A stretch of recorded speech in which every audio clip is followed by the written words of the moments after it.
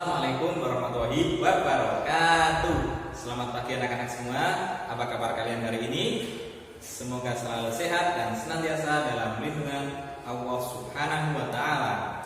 Baiklah anak-anak, kita pada pagi ini akan meneruskan materi pembelajaran pada tema 1, subtema ketiga, pembelajaran ketiga. Baiklah anak-anak, sebelum belajar marilah kita berdoa dulu menurut agama dan kepercayaan masing-masing. Berdoa mulai.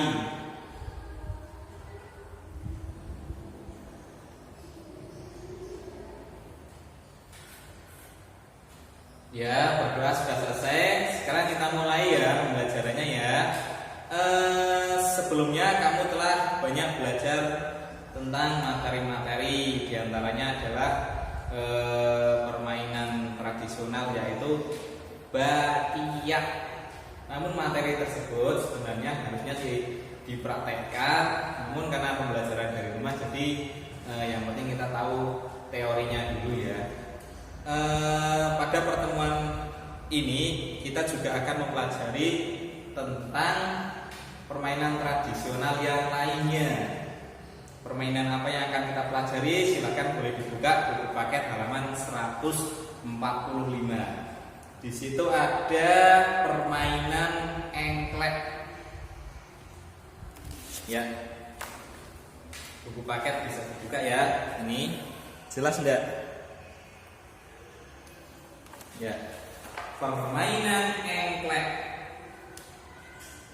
Jumlah pemain 2 sampai 5 orang. Peralatan yang digunakan gacok atau pecahan genting. Kemudian kapur atau tepung untuk garis batas. Cara bermainnya, lompatlah dengan menggunakan satu kaki di setiap petak-petak yang telah digambar. Kemudian siapkanlah gacok sebelum bermain. Lemparlah gacok ke salah satu petak. Petak yang ada di gacoknya tidak boleh diinjak atau ditempati oleh setiap pemain.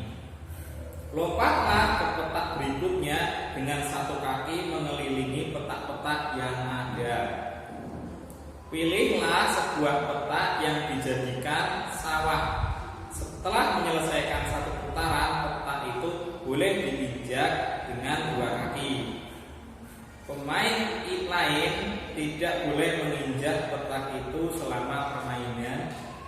Pemain yang memiliki sawah yang paling banyak adalah pemenangnya. Jadi permainan ini seperti istilahnya? Kalau di daerah kita mungkin kalian tahu namanya patahan, tahu patahan ya? Betul loh, yang pakai keramik, pecahan keramik segini atau pecahan genteng itu diletakkan di kotak-kotak itu, nanti kita engkling seperti ini.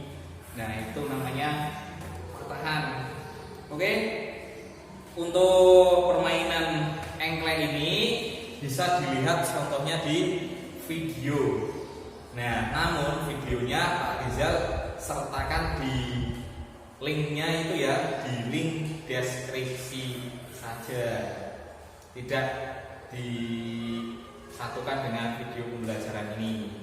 Nah, itu nanti yang ingin tahu permainan engklek seperti apa bisa klik link di deskripsi atau di blognya Pak Rizal juga sudah Pak Rizal sertakan, itu juga ada permainan engklek ini di sini ya, dilihat blognya itu bisa dibuka. Nah, sekarang kita lanjutkan saja pada materi berikutnya. Pak Rizal di sini akan bercerita tentang apa? Nah, nanti kejutan ya. Yang penting silahkan kalian buka dulu buku paket halaman 148. Di halaman 148 itu sama seperti pembelajaran sebelumnya, yaitu mencari gagasan pokok dan gagasan pendukung. Sudah dibuka? Ya. Gagasan pokok itu apa ya? Kemarin ada yang bertanya, apa itu gagasan pokok? Gagasan pokok itu intinya cara gambarnya seperti ini. Dalam satu paragraf itu pasti ada satu kalimat utama atau kalimat pokok. Kalimat pokok itu masih bersifat umum. Nah, itulah yang disebut gagasan pokok. Kemudian dari kalimat yang masih bersifat umum itu dijelaskan oleh kalimat-kalimat berikutnya. Nah, yang menjelaskan itu namanya gagasan pendukung. Misalnya, Pak Rizal akan membacakan sebuah teks berjudul Pergi ke Pegunungan. Ini gagasan pokoknya ya, ini contoh gagasan pokoknya. Rudi bersama teman-temannya pada hari Minggu pagi pergi ke pegunungan yang ada di dekat rumahnya. Nah, itu gagasan pokoknya. Kenapa bisa gagasan pokok? Kan perginya itu ke pegunungan. Nah, itu kan masih umum, pegunungan. Kemudian kita kan butuh penjelasan ya. Pegunungan apa ya namanya, kemudian di mana, terus apa saja yang dapat kita temukan dan dapat kita lihat di pegunungan, kan perlu dijelaskan, ya enggak? Nah, karena perlu dijelaskan itu, maka kita butuh yang namanya gagasan pendukung. Nah, kemudian setelah gagasan pokok tadi, langsung kita beri gagasan pendukungnya.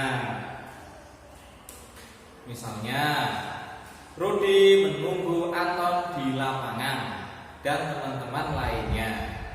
Nah, itu sudah pendukung. Kemudian didukung lagi, Rudi dan teman-teman membawa bekal untuk makan selama perjalanan ke pegunungan.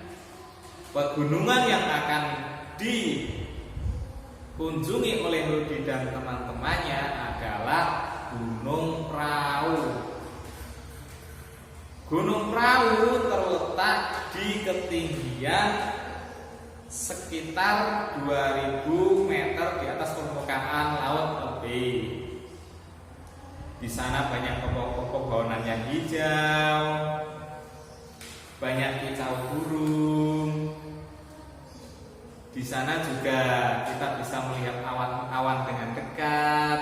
Nah, dan selain sebagainya, selanjutnya itu adalah gagasan pendukung. Gagasan pendukung untuk mendukung atau menjelaskan apa yang dimaksudkan dalam gagasan pokok. Bagaimana sampai sini, sudah jelas apa belum? Ya, kalau belum jelas bisa ditanyakan lagi, nanti tak beri penjelasan lebih lanjut. Sekarang dengarkan Pak Guru bercerita, kemudian dari cerita itu silakan dicari mana gagasan pokok dan mana gagasan pendukungnya. Tetap di video ini sampai akhir. Baiklah anak-anak, sekarang saya bacakan teksnya ya, kemudian disimak dengan baik ya. Inilah teksnya.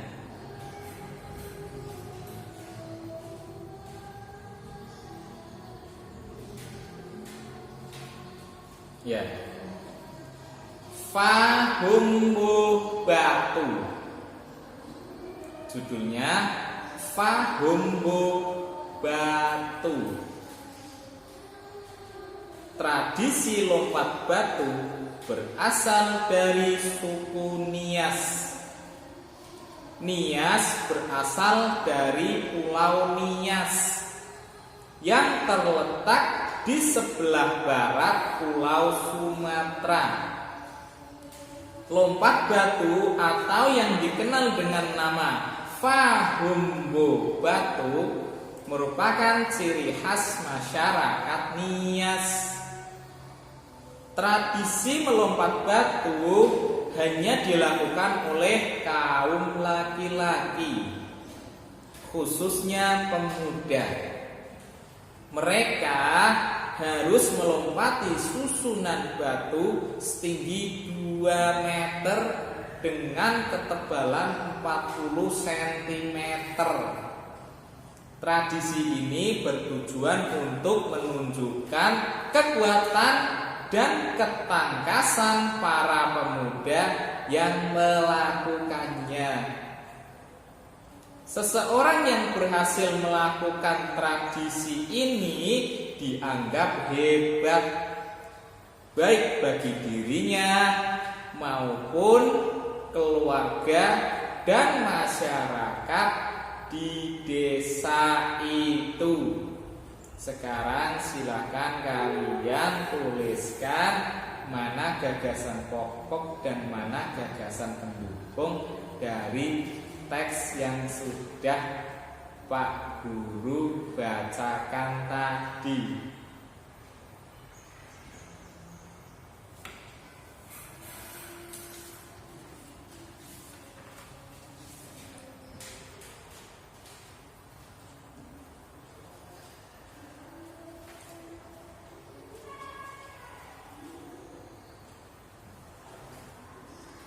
Baiklah anak-anak, kita teruskan sekarang ya pembelajarannya ya. Masih menggunakan buku paket. Silakan dibuka halaman 152. Ya. Sudah dibuka bukunya? Ya.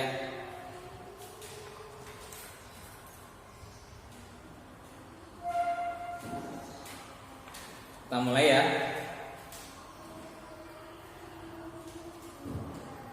Pernahkah kamu mencoba berteriak di lapangan atau berteriak di tanah yang lapang yang lainnya? Pernah? Apa yang terjadi? Bandingkan juga ketika kamu berteriak di kamar mandi. Apa perbedaannya? Ketika kita berteriak di kelas, ketika kita berteriak di kamar mandi, berteriak di lapangan, berteriak di sawah, berteriak di puncak gunung, suaranya yang terdengar itu berbeda nggak? Ya, kenapa bisa berbeda ya? Padahal sama-sama berteriak, tapi beda tempat, suara yang terdengar itu berbeda. Ada yang terdengar mantul, ada yang terdengar keras sekali, ada yang terdengarnya itu misalnya kita di pucuk gunung itu terdengar, tapi terdengarnya itu nanti ada pantulan. Misalnya, halo, seperti itu. Kenapa bisa seperti itu ya? Ya, makanya kita akan pelajari pada materi berikut ini. Kita bisa menemui gendang di banyak wilayah di Indonesia. Pernahkah kamu memperhatikan bagaimana bunyi pada gendang? Tahu gendang nggak? Itu loh yang bukan hutan itu loh, yang tuk dum dum dum. Nah itu gendang. Gendang dapat berbunyi jika kulit gendang dipukul. Saat dipukul kulit gendang bergetar. Getaran ini menghasilkan bunyi. Bunyi tersebut masuk ke sebuah rongga yang terdapat di bawah kulit. Bentuk rongga memengaruhi bunyi yang dihasilkan. Makin kecil dan panjang rongga pada gendang, makin nyaring bunyi yang dihasilkan. Pada materi sebelumnya itu kita sudah mempelajari tentang bunyi. Jika ada yang belum mempelajari, bisa klik link di pojok kanan atas sana. Di sana itu ada linknya. Itu bisa dipelajari lagi.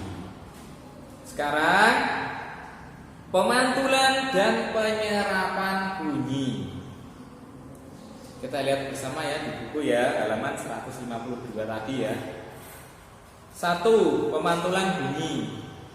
Sebuah kelereng yang kita lempar ke dinding yang keras akan mengalami pemantulan. Demikian juga dengan bunyi. Bunyi juga dapat memantul jika dalam perempatannya dihalangi oleh benda yang permukaannya keras seperti kayu, kaca, dinding, atau besi. Jadi bunyi itu bisa memantul. Ketika kita sedang berada di sebuah ruangan yang besar tapi kosong, Untuk ketika kita bicara itu nanti akan mantul suaranya ya. Yang kedua, penyerapan bunyi. Bunyi juga dapat diserap. Benda-benda yang dapat menyerap bunyi adalah benda yang permukaannya lunak. Benda yang demikian disebut peredam bunyi. Misalnya karpet, goni, kertas, kain, busa, dan wol. Benda-benda tersebut dapat digunakan untuk mencegah terjadinya gaung atau keredam. Dinding dan langit-langit gedung pertemuan, studio rekaman, dan gedung bioskop dilapisi dengan bahan-bahan tersebut supaya tidak terjadi gaung atau keredam. Jadi ketika kita menonton film di gedung bioskop, itu di sekelilingnya itu diberi karpet ya, semacam karpet itu supaya untuk menyerap bunyi. Jadi nggak mantul suaranya. Kalau di bioskop tidak diberi seperti itu, nanti suaranya mantul malah terdengarnya kurang jelas ya. Kemudian macam-macam bunyi pantul. 1. Gaung atau keredam. Gaung atau keredam terjadi karena bunyi dipantulkan oleh dinding yang jaraknya tidak jauh dari sumber bunyi. Dindingnya tidak terlalu jauh. Jadi Pak Guru di sini bicara, di situ ada dinding, itu suara Pak Guru pasti akan memantul. Hal itu menyebabkan datangnya bunyi pantul bersamaan dengan bunyi asli yang belum selesai terucapkan. Akibatnya bunyi pantul mengganggu bunyi asli sehingga suara yang terdengar tidak jelas. Anak-anak semua, malah pantulannya anak-anak semua, anak-anakmu, anak-anak semua. Nah, jadi tidak jelas. Itu namanya gaung atau keredam. Belum selesai diucapkan sudah mantul dulu. Baru mau berkata anak-anak semua, itu dari anak itu sudah mantul. Padahal belum sampai diucapkan anak-anak, baru anak-anak semua, itu dari awal-awal kata saja sudah mantul. Jadi ya tidak jelas. Itu namanya gaung atau keredam. Yang kedua, gema. Gema terjadi karena bunyi dipantulkan oleh dinding yang jaraknya jauh dari sumber bunyi. Kalau gaung atau keredam itu dekat, kalau gema itu jauh sana lagi.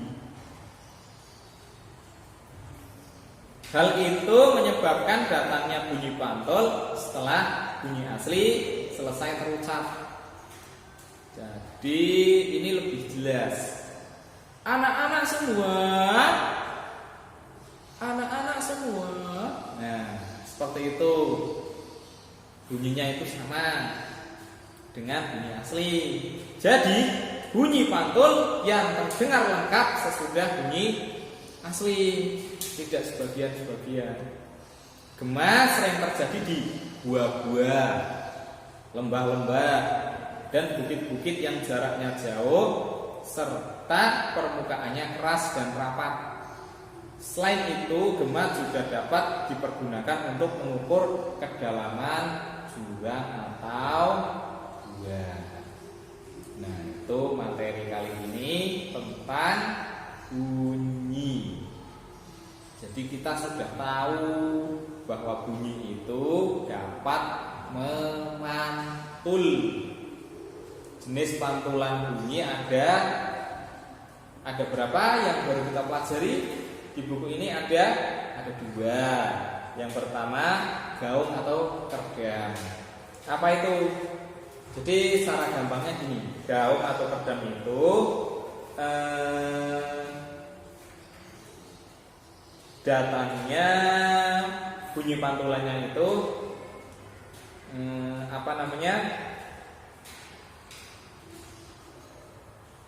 bersamaan dengan bunyi asli yang belum selesai. Baru diucapkan sebagian sudah mantul. Jadi suaranya akan seolah-olah bersaut-sautan. Kemudian yang kedua adalah gema. Gema itu bunyi pantulannya itu sama persis dengan bunyi asli yang sudah selesai. jadi terdengar lebih jelas. Kemudian bunyi dapat dipantulkan dan diserap. Yang pertama, pemantulan bunyi bisa karena benda-benda yang permukaannya keras. Bunyi yang kita sampaikan mengenai benda keras seperti kayu, kaca, dinding atau besi, jadi suaranya mantul kembali kita lagi. Kemudian yang kedua, penyerapan bunyi itu bisa digunakan benda untuk meredam bunyi, misalnya seperti karpet yang ada di bioskop, kuning, kertas, kain, busa. Biasanya kalau melakukan rekaman itu ada busanya, itu di depannya itu ada busa. Itu tujuannya untuk menyerap bunyi supaya tidak mantul. Bayangkan kalau kita sedang rekaman tidak diberi penyerap bunyi, bagaimana ya? Suaranya akan mantul-mantul, tidak jelas, malah double suaranya. Ya, jadi ya harus diberi itu tadi, benda untuk menyerap bunyi. Terus kain wol juga dapat menyerap bunyi. Sekian dari Pak Rizal. Dari pembelajaran yang sudah kita pelajari, barangkali ada yang perlu ditanyakan anak-anak? Kalau nggak ada, kita cukupi sekian ya. Sebelum mengakhiri pembelajaran, kita renungkan dulu. Sikap apa yang perlu kamu praktikkan dalam permainan engklek? Nah, mengapa? Nah, itu kamu harus melihat dulu bagaimana permainan engklek biar bisa menjawab pertanyaan pada renungan ini. Yang kedua, apa saja yang kamu ketahui tentang bunyi? Sudah jelas belum? Kalau belum jelas apa yang kamu ketahui tentang bunyi, silakan boleh bertanya kembali. Yang ketiga, bagaimana sikapmu setelah belajar tentang kedua hal ini? Pertama, permainan engklek. Yang kedua, tentang bunyi. Jadi permainan tradisional itu intinya adalah sebagai salah satu kekayaan yang ada di Indonesia, yang perlu dilestarikan. Dengan hadirnya berbagai permainan modern saat ini yang berbasis gadget, laptop, HP, seperti permainan-permainan Mobile Legends, PUBG dan lain sebagainya, itu dapat menghilangkan permainan tradisional. Padahal sesungguhnya permainan tradisional itu menyehatkan loh anak-anak. Kenapa? Untuk memainkannya kita butuh gerakan, konsentrasi, kerjasama yang baik agar memenangkan tim dalam permainan. Sedangkan dengan gadget kita cukup duduk main seperti ini, jadi kurang gerak. Otaknya berkonsentrasi pada permainan, tapi gerakannya nggak ada, jadi nggak imbang. Untuk kesehatan itu ya kurang imbang ya. Nah, sekian.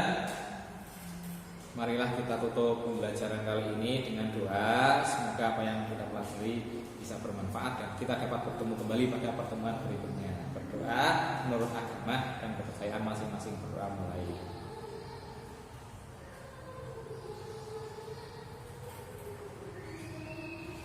Alhamdulillah, tetap semangat ya, tetap jaga kesehatan, tetap rajin belajar. Kalau ada males-malesnya dikit ya langsung malesnya itu dihalau dengan aku harus belajar.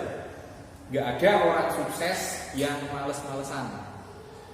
Orang sukses pasti rajin, orang sukses pasti tekun. Dan kamu semua saya yakin adalah anak-anak yang di masa yang akan datang insya Allah sukses semua. Tapi syaratnya harus rajin, tekun, berdoa, pantang menyerah. Ya, apapun yang ada dalam dirimu itu semuanya itu penuh dengan potensi masing-masing yang harus digali. Sekian, sampai berjumpa lagi. Wassalamualaikum warahmatullahi wabarakatuh.